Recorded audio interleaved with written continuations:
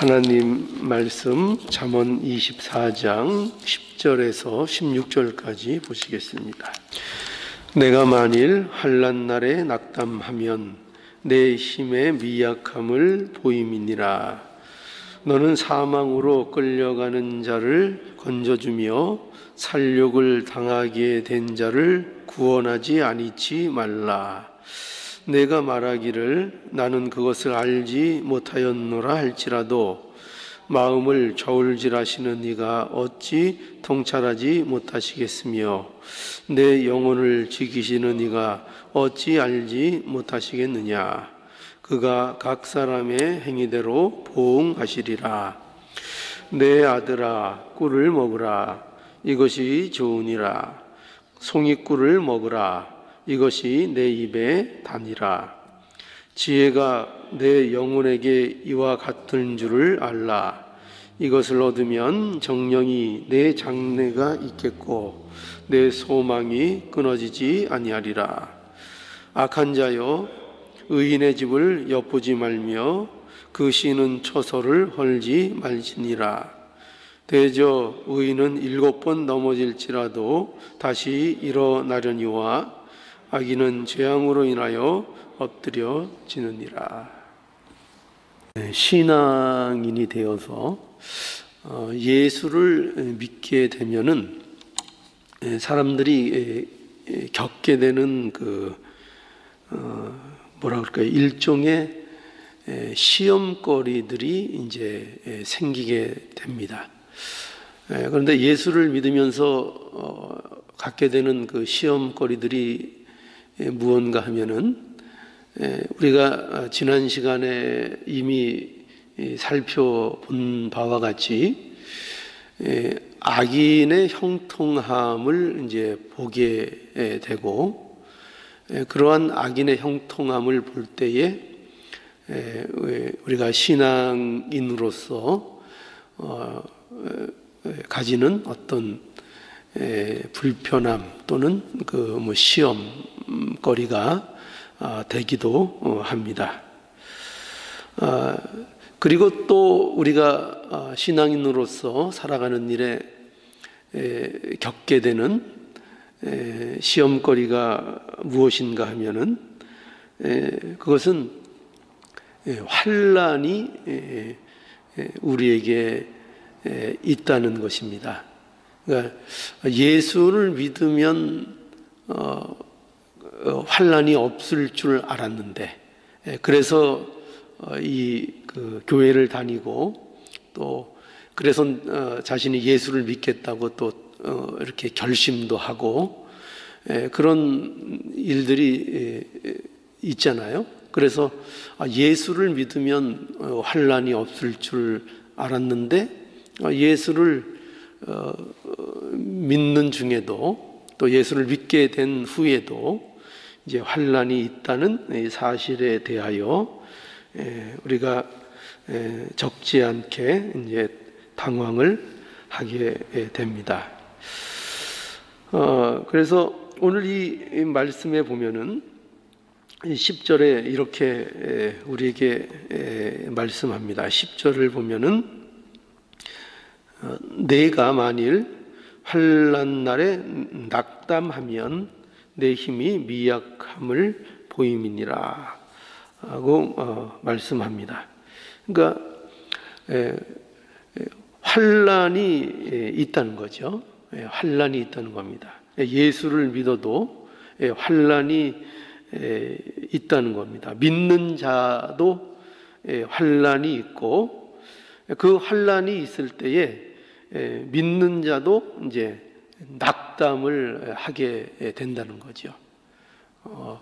그래서 우리가 성경에만 봐도 믿음의 사람들도 그 믿음의 길을 걸어갈 때에 어려움을 당하면 때로는 낙담하는 그런 모습들을 우리는 볼 수가 있습니다.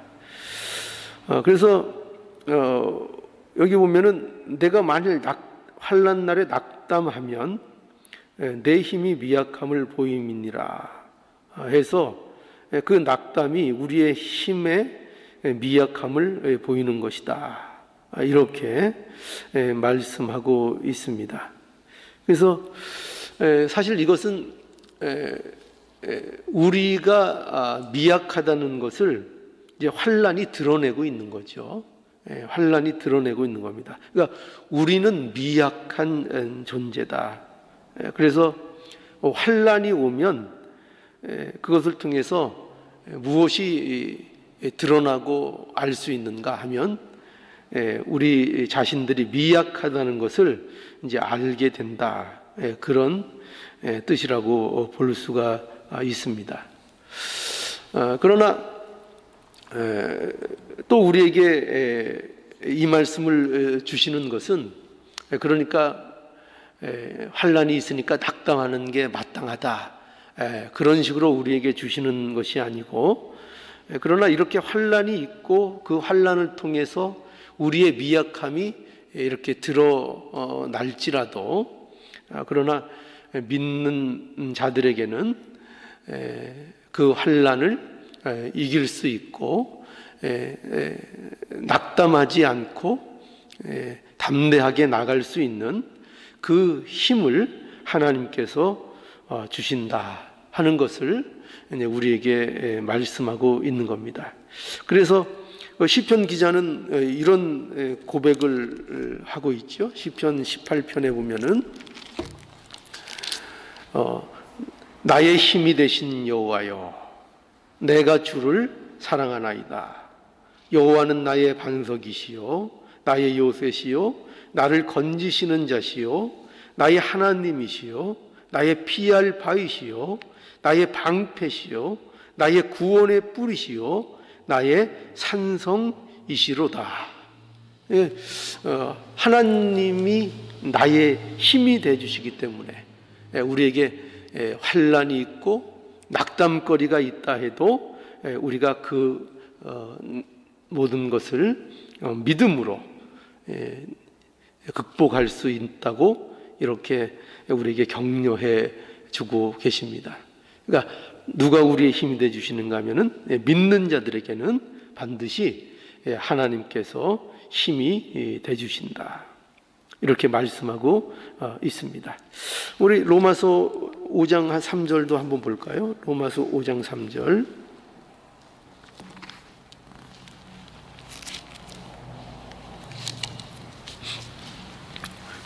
로마서 5장 3절. 다만 이뿐 아니라 우리가 환난 중에도 즐거워하나니 이는 환난은 인내를, 인내는 연단을, 연단은 소망을 이루는 줄을 알미로라.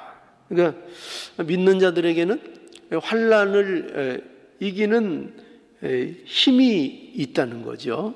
그러니까 예수를 믿게 되어서 하나님과 화목한 자가 되고 또 하나님과의 즐거움을 누리는 자가 될 뿐만 아니라, 그뿐만 아니라 환난 중에도 즐거워하는, 그러니까 환난이 있음에도 불구하고 그 환난 자체가 어떤 복으로서 우리에게 그 이해가 될 수 있는 그런 힘을 우리가 가지고 있다는 것입니다.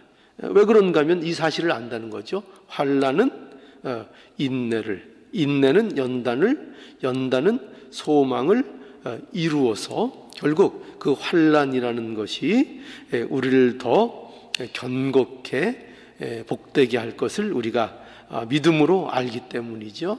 그래서 우리가 환난을 이길 힘이 이렇게 예수 믿는 자들에게는 하나님께서 허락해 주신다는 것을 우리에게 말씀하고 있습니다. 그래서 낙담하지 말라는 거죠. 낙담하지 말고, 신자는 낙담이라는 것이 어울리는 거라고요? 그러니까 어울리지 않는다는 거죠. 그러니까 신자답지 않다는 것입니다. 때로는 그럴 수 있죠. 그럴 수 있으나, 그러나 분명히 우리가 기억해야 될 건 뭐냐면 환난 때문에 낙담하는 것은 하나님의 자녀답지 않다고 우리에게 분명히 말씀하고 있고요. 그리고 오히려 어떻게 해야 되는가 하면 더 적극적으로 낙담하지 하지 않을 뿐만 아니라 더 적극적으로 나가야 된다고 사실은 말씀하고 있는 겁니다. 그래서 11절과 12절을 한번 우리 볼까요? 12절과 12절. 너는 사망으로 끌려가는 자를 건져주며 살육을 당하게 된 자를 구원하지 아니치 말라. 내가 말하기를 나는 그것을 알지 못하였노라 할지라도 마음을 저울질하시는 이가 어찌 통찰하지 못하시겠으며 내 영혼을 지키는 이가 어찌 알지 못하시겠느냐. 그가 각 사람의 행위대로 보응하시느니라.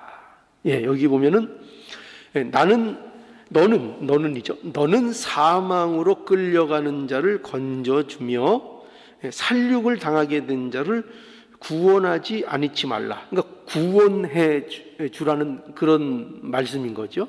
그러니까 여기 사망으로 끌려가는 자, 또 살육을 당하게 된 자, 이 자들은 어떤 그 자들을 말하는 건가 하면은 그러니까 이런 겁니다. 예를 들어서 어떤 정당하지 않은 어떤 힘으로부터, 또 어떤 부패한 어떤 세력과 힘으로부터 이렇게 압제를 당하고 희생당하는 자들을 1차적으로는 얘기하는 겁니다. 그러니까 불의하게 고난을 당하는 자들, 그런 자들을 만약에 보게 된다면은 그들에 대해서 어떻게 하지 말라고요? 외면하지 말라. 이렇게 이제 말씀하고 있는 겁니다. 그래서 믿는 자들, 세상 사람들도 그렇겠지만 특히 믿는 자들에게 있어서 일은 중요하다는 거예요. 세상에 어려운 자, 또 도움이 필요한 자들을 외면하지 말고 될 수 있으면, 할 수만 있으면 그들을 도우며 살아야 한다 하는 것을 이제 우리에게 또 말씀해 주시는 겁니다.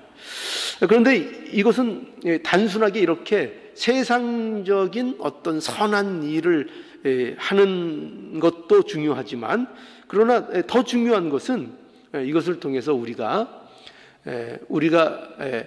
영혼을 구원하는 사명을 하나님께서 우리에게 주셨다 하는 것을 사실은 더 잊지 말아야 한다는 것입니다. 우리 그 누가복음 10장에 가보면 우리가 잘 아는 비유 하나가 있죠.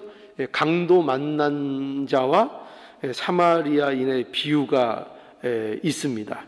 어떤 사람이 이제 강도를 만났죠. 그래서 있는 것을 모두 뺏기고 이제 거반 이제 죽게 되었습니다. 그냥 놔두면은 이제 거의 죽는 지경에 이르는 거죠. 그때에 그것을 누가 봤다고요? 맨 처음에 제사장이 지나가다가 그것을 봤는데 제사장은 어떻게 했습니까? 그냥 지나갔고, 또 레위인도 그 광경을 봤는데 못 본 채하고 피해서 그 자리를 지나갔다고 했습니다. 그런데 누가 구해주었는가 하면은 유대인들에게 개처럼 취급받는 이 사마리아인이 그 강도 만난 자를 보고 구해 주었다고 말씀하고 있습니다. 여기에서 우리가 한번 생각할 것은 이겁니다. 여기에서 이 강도 만난 자가 누구냐 할 때 이 강도 만난 자를 우리라고 생각할 수 있습니다. 그러니까 모든 인간은 사실 영적으로 볼 때 모두 강도 만난 자라고 말할 수 있습니다. 그러니까 모든 것을 빼앗긴 자가 되었고, 거의 여기 거반 죽게 되었다고 했는데 사실상 죽은 거죠. 죽은 자와 같이 되었습니다.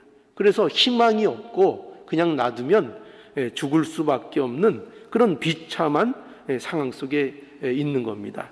그런데 이러한 강도 만난 자, 또 이러한 우리에게 누가 이웃이 되어주셨는가, 누가 참된 이웃인가 할 때는 바로 예수 그리스도가 우리의 참된 이웃이 되어 주신 것입니다.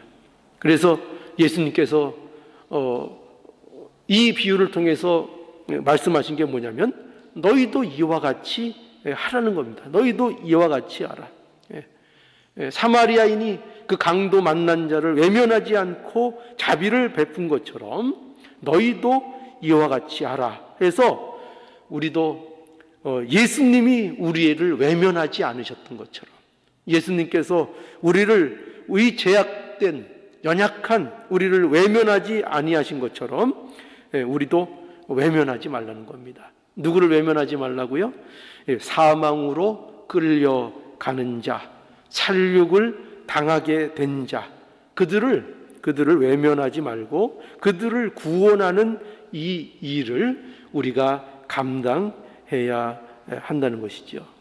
그래서 영혼 구원에 중요한 강조점이 있습니다. 예수 믿는 자들에게 가장 중요한 건 뭐냐?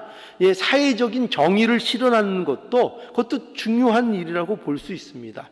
세상에서 부패한 정권이나 또는 잘못된 어떤 압제와 억압을 받는 자들을 위해서 그들에게 도움을 주고 또 어떤 정의로운 목소리도 때로는 낼 줄 알고 그런 것도 필요합니다. 우리 현실 속에 어려운 이웃들을 돕는 거, 그 홈리스들 때로는 다 도와줄 수는 없어도 내 앞에 막상 다가오는 자들이 있다면 가능하면 도울 수 있는 그런 자비로운 마음을 가지고 있어야 합니다. 그거 중요합니다.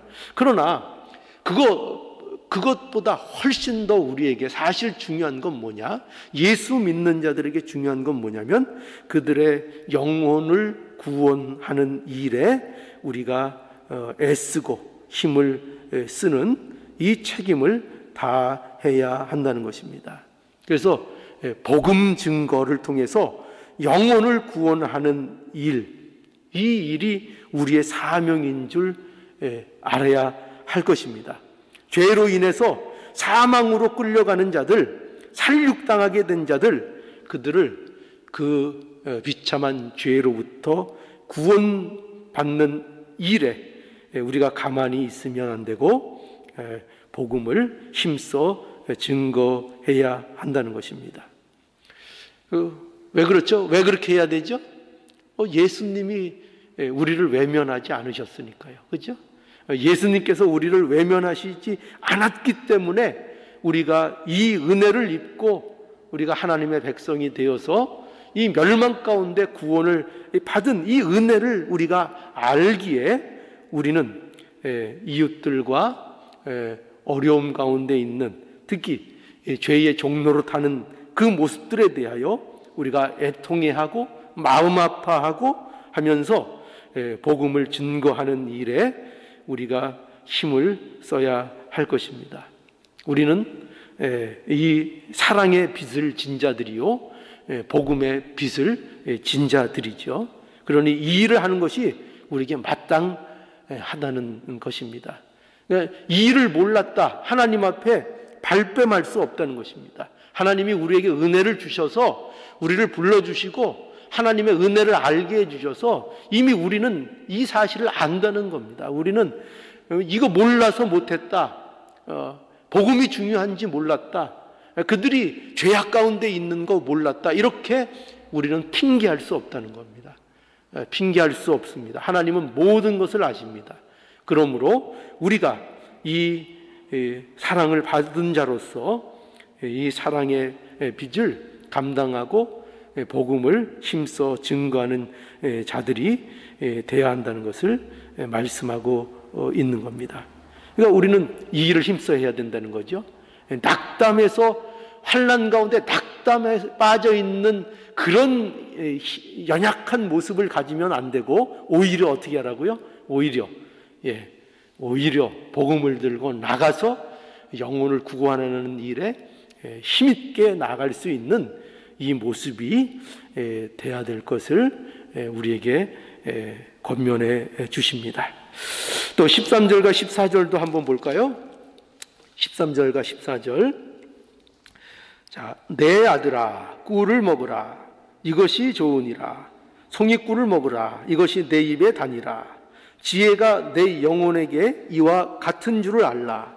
이것을 얻으면 정령이 내 장래가 있겠고 내 소망이 끊어지지 아니하리라. 예, 이렇게 뭐 환난에 대해서 말씀하시고 또 사망에서 사망으로 끌려가는 자들을 건져주고 살육을 당한 자들을 구원하라는 이런 말씀을 주시면서 갑자기 뜬금없이 여기 보면은 꿀을 먹으라, 이 말씀을 하고 있는 것을 우리가 만나게 됩니다. 내 아들아, 꿀을 먹으라.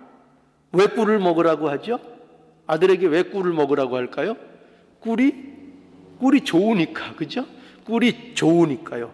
특히 여기 보면 송이꿀을 먹으라. 아마 이 송이꿀은 제가 잘 쉬운 말 같은데도 잘 몰라서 사전을 찾아보니까 송이꿀은 이렇게 이렇게 그 벌꿀집에서 아직 채취하지 않고 벌꿀 그 집 채로 있는 그 꿀 덩어리를 그 송이꿀이라 이렇게 얘기한다고 하더라고요. 그러니까 이것이 그 좋은 거라 이거죠. 이것이 좋은 것이고 이것이 내 입에 달다. 내 입에 달다. 근데 왜 갑자기 이렇게 꿀 얘기를 하는 걸까? 뭐 갑자기 꿀을 선전하는 걸까? 그렇게 생각이 드는데, 근데 이제 꿀을 선전하는 것이 아니라 여기 보면은 왜 이 말씀을 하죠? 14절을 보니까 이렇게 말씀하고 있죠. 지혜가 내 영혼의 이와 같은 줄을 알라. 그죠? 지혜. 그러니까 지혜의 얘기를 하고 있는데 그 지혜의 유익함을 뭐를 들어서 하고 있는 겁니까? 꿀을 들어서 지혜가 얼마나 유익한가 하는 것을 말씀하고 있는 겁니다.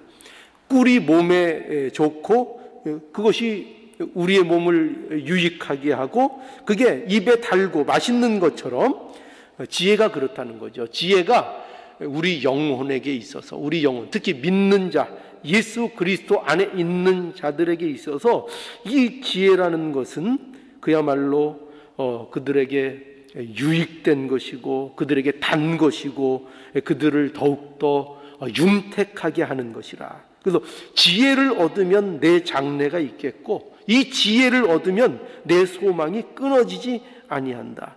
그럼 여러분 반대로 얘기하면 뭐죠? 그러면 지혜가 없으면 뭐가 없는 거예요? 장래가 없고 지혜가 없으면 소망이 끊어지게 된다는 것입니다. 그러니까 우리가 환난이 올 때 낙담하지 않고 담대하게 나갈 수 있는 그 힘, 그것이 무엇을 통해서 우리에게 오는가? 하나님의 말씀을 통해서 온다는 거죠. 말씀처럼 우리가 옛날에 지금이야 먹을 게 워낙 흔하고 영양 상태들이 다 좋아서 그렇지 옛날에는 꿀이 뭐예요? 꿀이 보약이고 꿀 먹으면 힘이 난다 그랬잖아요. 그죠? 요새도 우리 집 사람은 가끔가다 꿀을 이렇게 저는 먹는 것만 봐도 이렇게 뭐랄까 구토가 그냥 입에 이렇게 짜서 이렇게 우리 집 사람 꿀을 굉장히 잘 이렇게 짜서 넣더라고요. 그 당뇨병 안 걸릴지 몰라요. 괜찮아요. 근데 그렇게 꿀을 맛있게 먹어요. 그러면서 꿀만 먹으면 자기는 기운이 난대요. 꿀만. 하여튼 꿀이 근데 꿀 너무 많이 먹으면 또 안 좋다는 얘기가 또 있던데 너무 가용하면. 어쨌든 과거에는 꿀이 그만큼 몸을 힘을 나게 하고 했던 그런 좋은 아주 품질이 좋은 그 음식이었던 것 같습니다. 그래서 우리가 믿음으로 사는 일에 있어서 지혜가 우리에게 그와 같은 힘을 준다는 거죠. 또 우리가 어려움에 처한 자들을 어떻게 우리가 이 믿음으로 그들을 위해서 복음을 증거할 수 있는가? 그들을 구원해내는 힘, 그들에게 외칠 수 있는 힘, 이런 것들이 과연 우리에게 어떻게 있을 수 있는가? 그것도 마찬가지라는 거죠. 그것도 말씀에 있다는 거예요. 하나님 말씀을 통해서 우리에게 그 힘을 주시고 우리를 낙담케 하지 않을 뿐만 아니라 또한 사망으로 끌려가는 자들, 또 이렇게 살육을 당하게 된 이런 자들을 구원해내는 이 힘이 하나님 말씀을 통해서 우리에게 주어진다고 말씀하고 있는 겁니다.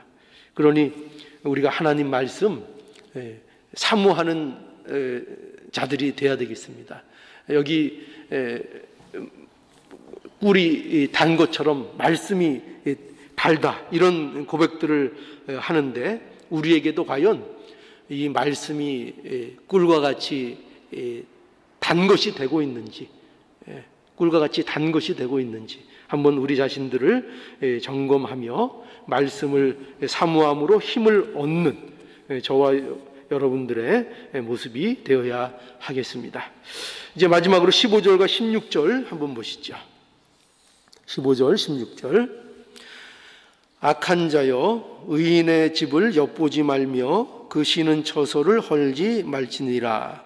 대저 의인은 7번 넘어질지라도 다시 일어나려니와 악인은 재앙으로 인하여 엎드려지느니라. 여기 보면 악한 자여 이렇게 얘기하죠. 그래서 마치 이 말씀이 악한 자에게 주는 말씀처럼 느껴지는데 그런 건 아닙니다.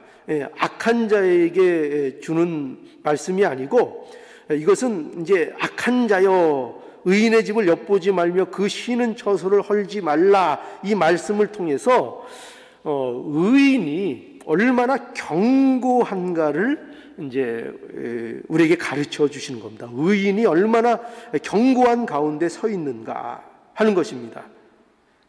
그러니까 악인이 그 의인을 망하게 할 수 없다는 겁니다. 없다는 겁니다. 여기 계속해서 그 16절에 보면 대저 의인은 7번 넘어질지라도 다시 일어나려니와 이렇게 돼 있죠. 여기 보면 이 표현이 참 뭐랄까요, 뜻밖이죠. 의인이 안 넘어진다 이러면 좋을 것 같은데 그렇게 돼 있지 않고 의인이 넘어지는 거예요. 의인이 수없이 넘어진다고 돼 있습니다. 7번 넘어진다. 7번 넘어질지라도.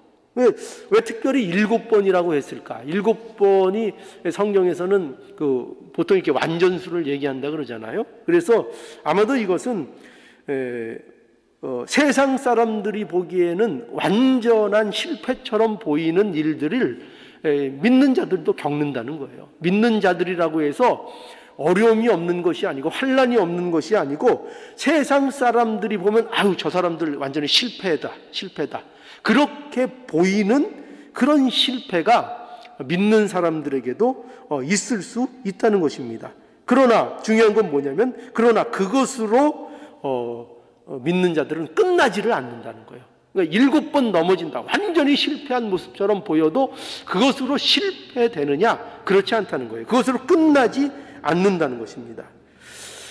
그런데 이 말씀을 우리가 이렇게는 오해하면 안 됩니다. 그러니까 믿는 자들은 불굴의 의지가 있구나 이렇게 생각하시면 안 돼요.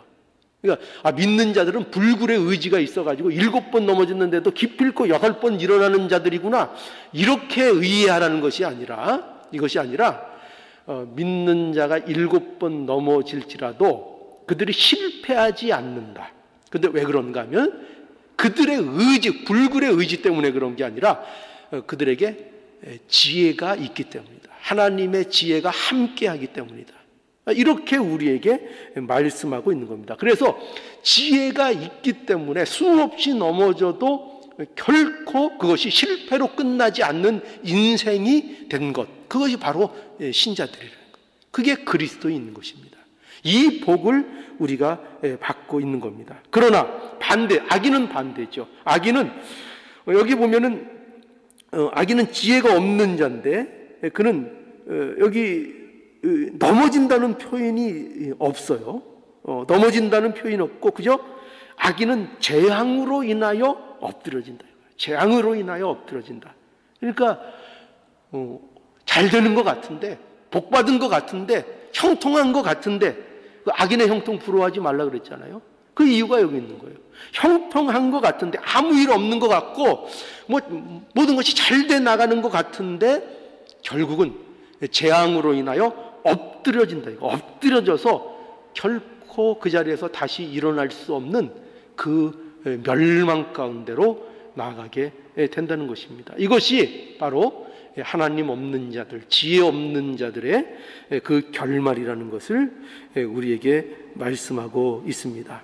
그러나 저와 여러분들 믿는 자들에게는 예수 안에서 예수 그리스도 그분이 우리의 지혜이시며 우리로 지혜로 충만케 하셔서 결코 우리의 인생을 실패로 끝나게 하지 아니하시는 이 복을 우리에게 주셨다는 것을 우리가 분명히 알아야 하겠습니다. 그러니 뭐라고요? 환난 날에 낙담하지 말라. 그리고 오히려 어떻게 하라고요? 오히려 어렵고 환난 중에 있는 자들, 죄에 끌려가는 자들을 위해서 복음을 증거하고 담대히 나가서 말씀을 통해서 힘을 얻고 말씀을 통해서 구원을 이루어 나가고 말씀을 통해서 많은 사람들을 하나님께로 인도하는 이 일을 우리가 우리의 인생 속에서 끝없이 이루어 나가는 이 복되고 힘든 인생을 살라고 우리에게 말씀하고 있는 겁니다. 이 말씀 받아서 우리가 주 안에서 담대하게 힘을 얻고 날마다 꿀을 먹는 자처럼 힘을 내서 사는 저와 여러분들의 복됨이 되기를 간절히 바랍니다.